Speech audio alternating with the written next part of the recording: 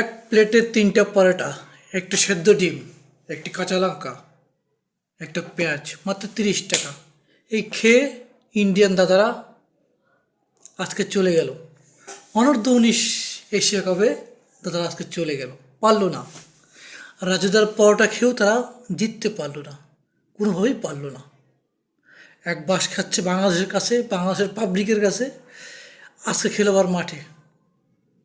আহ, দাদাদের মনে শান্তি নাই, জীবনে শান্তি নাই।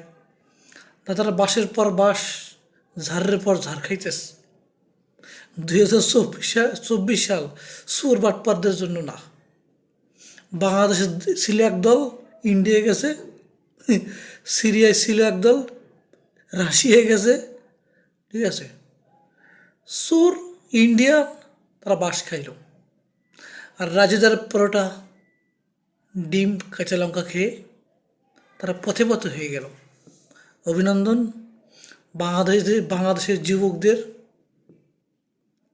এক কেলা বাস টুনি ঝাড়সহ দিয়ে দেওয়ার জন্য পথে পথে।